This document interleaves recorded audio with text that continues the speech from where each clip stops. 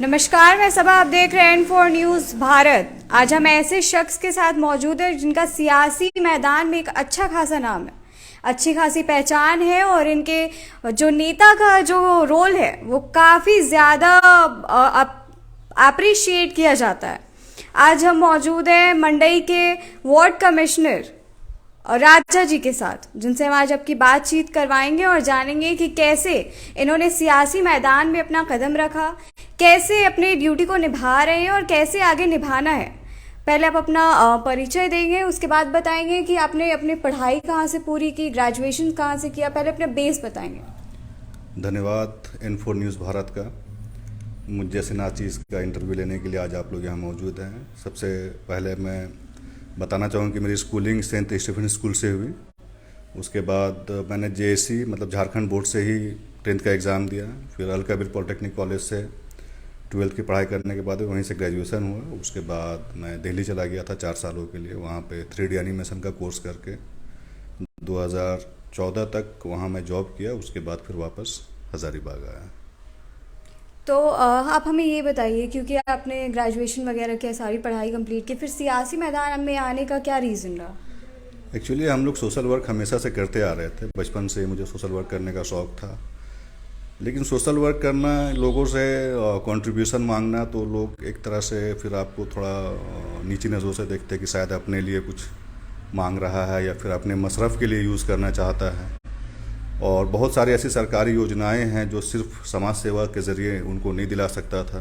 कुछ इंसिडेंट मेरे पास में हुए। एक हमारे यहाँ पे मरहूम शौकत जी थे, उनका खपड़ैल का मकान था। मैं उस वक्त नया ही आया था हज़ारीबाग में 4-5 साल के बाद में।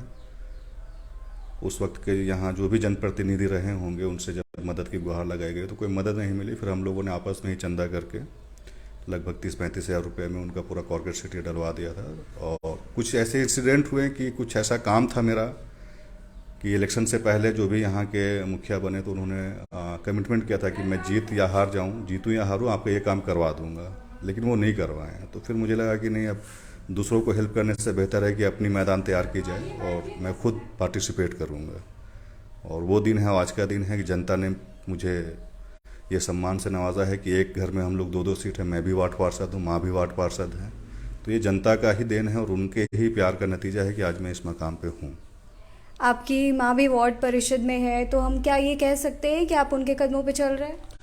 जी देखिए, इंस्पिरेशन और फर्स्ट जो आपके टीचर होते हैं, गार्जियन होते हैं, और उन्हीं के नक्शे कदम पर ही आप चलेंगे, तभी आप कामयाब और तरक्की हासिल कर सकते हैं। क्योंकि जो मैंने घर में देखा, जो मेरे घर में अप्लाई होता है वही हमने बाहर भी अप्लाई, क्योंकि हमारे घर से कभी भी कोई खाली हाथ नहीं लौटा है, कोई भूखा नहीं लौटा है। हमेशा से मेरे पापा अम्मी जो भी थे, हमेशा से जो भी जितना भी हो सका लोगों की मदद की। तो उसी के नक्शे कदम पर चलते हुए मैं बस एक छोटा सा स्टेप लिया और आज यहाँ पे पहुँचा हुआ हूँ।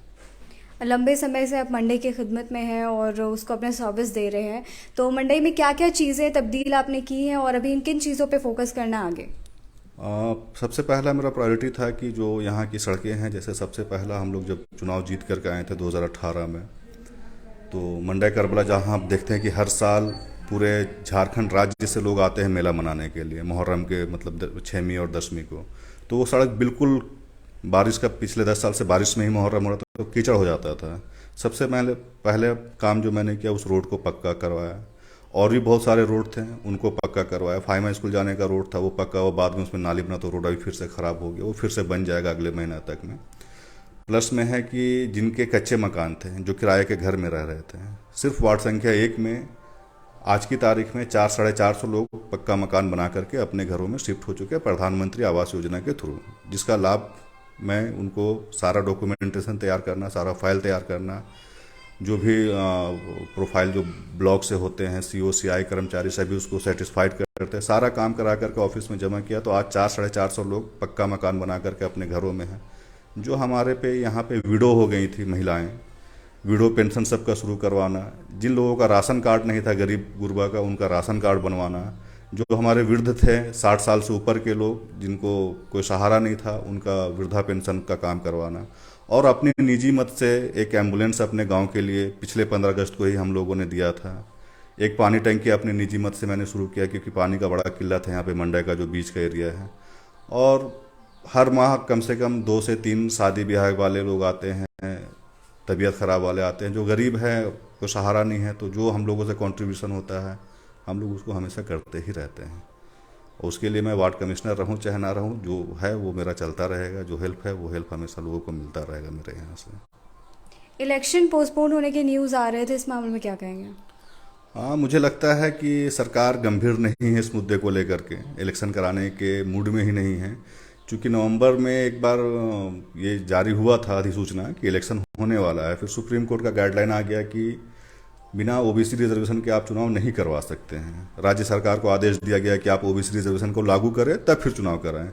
ओबीसी रिजर्वेशन तभी लागू होगा जब ट्रिपल लेयर टेस्ट होगा।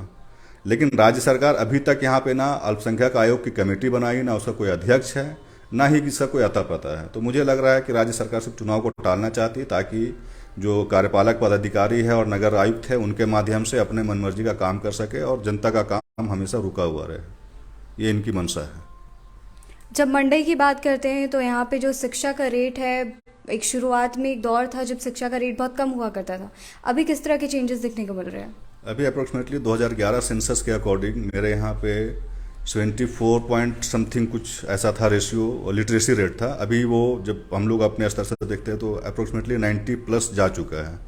और हमारे यहाँ पे एक उर्दू स्कूल है, मंडई उर्दू स्कूल, सरकारी स्कूल जो है वो पूरे स्टेट में आपको उसको पहला तो स्वच्छता में प्रथम स्थान मिला है, प्लस वहाँ के जो बच्चे हैं वो इंग्लिश स्पीकिंग में अच्छा कर रहे हैं। 2 बच्चियों का सिलेक्शन हुआ कस्तूरबा गांधी विद्यालय में, और स्कूल काफ़ी साफ़ सफाई और वहाँ का जो पैटर्न है पढ़ाने का, प्ले स्कूल बना हुआ है, मिड डे मील है, या फिर पूरा जो हमारा सरकारी स्कूल का कैंपस है वो सीसीटीवी सर्विलांस से कवर है।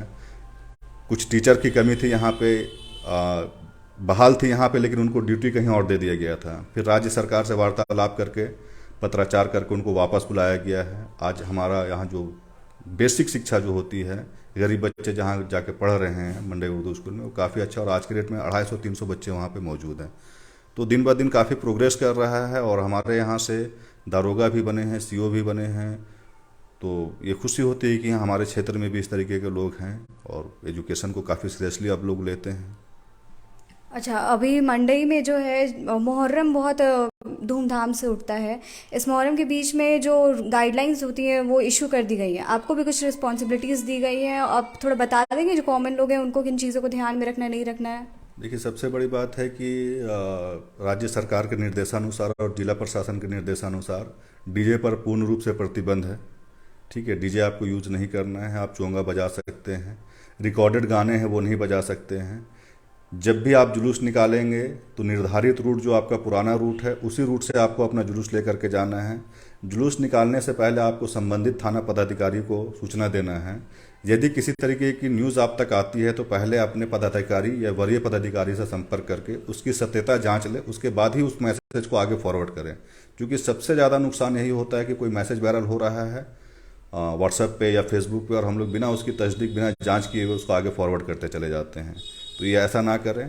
त्यौहार बिल्कुल सादगी से मनाएं, क्योंकि मुहर्रम त्यौहार जो त्याग और बलिदान का एक बहुत बड़ा पैगाम देता है। क्योंकि हज़रत इमाम हुसैन और उनके अपने पूरे कुनबे और ख़ानदान को उन्होंने कुर्बान कर दिया था सिर्फ इस्लाम के तहफ़्फ़ुज़ के लिए, इंसानियत के तहफ़्फ़ुज़ के लिए। तो इसलिए शांतिपूर्वक त्यौहार मनाएं। जो सरकार की गाइडलाइन यही है कि घरों से निकले तो अपने सीनियर या जो भी आपके गार्जियन हैं वो उनको साथ लेकर के निकले। जो निर्धारित रूट है उसी रूट से जुलूस लेकर के जाएं, नया रूट ना बनाएं। ठीक है, नया जुलूस ना, जिनके पास लाइसेंस है वही अखाड़ा जुलूस लेकर के जा सकते हैं, बिना लाइसेंस वाले जुलूस लेकर के नहीं जा सकते हैं। तो यही सब चीज़ें, चंद बातें जो हमें जिला प्रशासन के द्वारा बताई गई थी।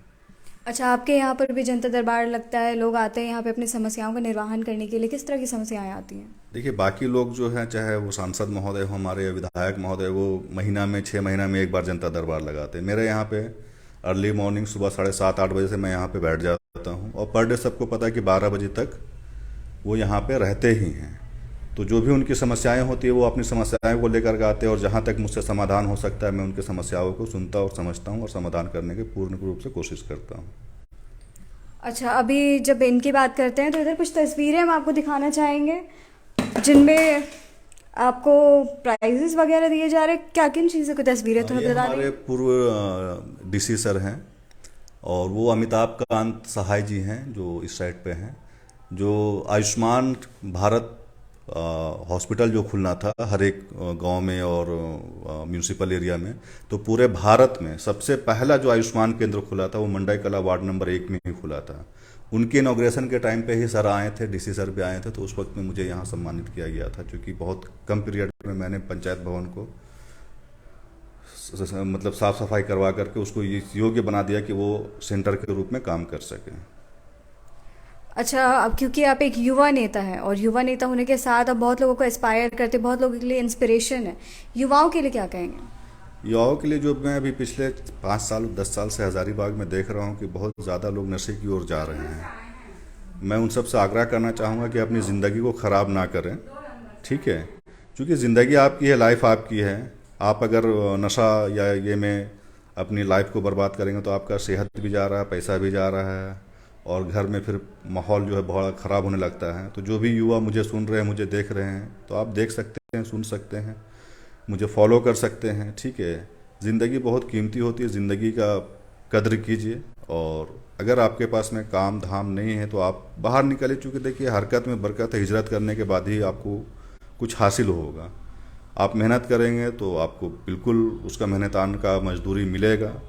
यदि आप घर बैठे सोचेंगे कि मैं करोड़पति बन जाऊँ, अरबपति बन जाऊँ, जैसे अभी बहुत सारा मामला आ रहा है लॉटरी का, लोग रातों रात करोड़पति अरबपति बनने का सपना देख रहे हैं और अपने मेहनत मजदूरी का पैसा जो लॉटरी में पर डे बर्बाद कर रहे हैं। 500 रुपया रोज़ कमा रहा है तो 400 रुपया उसको लॉटरी खरीदने में ही बर्बाद कर दे रहा है। तो इन सब चीज़ों से मैं युवाओं से आग्रह करूँगा कि इन सब चीज़ों में ना पड़े, अपने मेहनत से कमाएं, अपने परिवार को देखें, एक नज़र देखें। और आपका भी समाज में उतना ही योगदान है जितना मेरा है, जितना हमारे प्रधानमंत्री का, मुख्यमंत्री का, क्योंकि हर एक भारतीय नागरिक जो भारत का निवासी है उसकी दायित्व बनती है कि हम अपने भारत को अच्छे भविष्य की ओर लेके जाएं और अपने भारत को ऐसा संवारें, ऐसा सजाएं कि पूरे विश्व में हमारा नाम हो। और फिरोज़ जी, आपसे बात करके तो बहुत अच्छा लगा, और जो बातें आपने साझा की वो बहुत ही अच्छी बातें थी। जो युवा जो लोग देख रहे हैं वो आप इन चीज़ों को समझे और इन चीज़ों से एस्पायर होने की कोशिश करें, अच्छे रास्ते पर चले, सही राह पर चले। हमारे लिए ये एक इंस्पिरेशन के बतौर है, हम लोगों ने इन्हें देखा है, और कई सारी ऐसी बातें इन्होंने बताई जो बहुत प्रोमिनेंट है, जिन लोगों को, जो छोटी छोटी चीज़ों को लोग नेग्लेक्ट करके चलते हैं। ये हमारे मंडई के नेता है, लेकिन उसके बावजूद हर रोज़ यहाँ पे जनता दरबार लगती है। जो लोग अपनी समस्याओं को यहाँ पर लेकर आना चाहते हैं वो आ सकते हैं, अपनी समस्याओं का निर्वहन करवा सकते हैं। ऐसी और खबरें लेकर आते रहेंगे, तब तक जुड़े रहें इन्फो न्यूज़ भारत के साथ।